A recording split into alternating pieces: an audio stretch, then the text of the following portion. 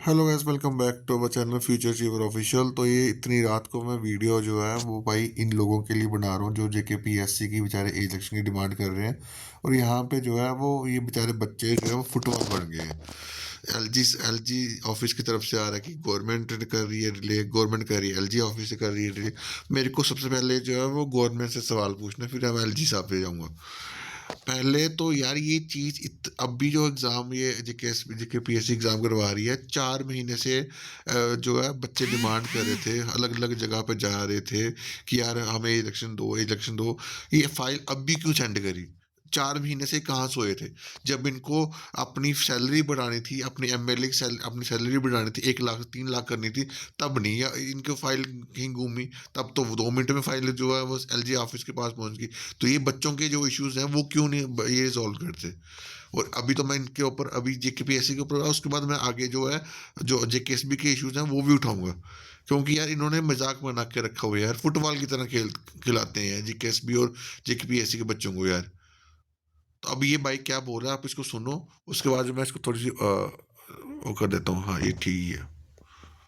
क्या बोलोगे सर, आज जैसे आप आज स्ट्राइक पे बैठे हो यहाँ पे, तो क्या मांगे आपकी सरकार से? हमने टिल डेथ तक का जो है अपना प्रण लिया है और जेकेपीएससी की तरफ से हमें नोटिस चाहिए एग्जाम डेट को पोस्टपोन करने का और एज रिलैक्सेशन तक। आप देख सकते हैं सर, इतनी सर्दी है सर मैं हार्ट का पेशेंट हूँ सर, लेकिन फिर भी मैं चाहता हूँ कि सरकार हमारी बात को नहीं समझने की कोशिश कर रही है सर। इस टेम्परेचर में आप देख सकते हैं हालात क्या है सर, कुछ कपड़े भी नहीं सर पहनने के लिए।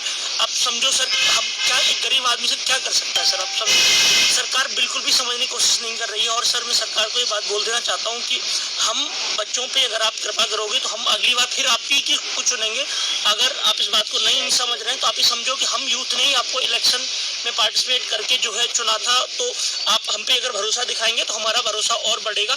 तो सारे यूथ की तरफ से मैं ये कहना चाहता हूँ as a citizen of India कि हमें अभी आपकी मदद की जरूरत है। प्लीज सीएम साहब और एलजी साहब, आप प्लीज हमारी बात सुनिए प्लीज। सीएम साहब तो कहते हैं कि मैंने फाइल जो है वो एलजी के पास साइन के लिए भेजी है, तो क्या सर मुझे एक बात समझ नहीं आ रही है कि अगर इन्होंने फाइल भेजी है तो क्या इनके ऑफिस के बीच में इतना डिस्टेंस है या फिर कोई टेलीकम्युनिकेशन के माध्यम से नहीं है?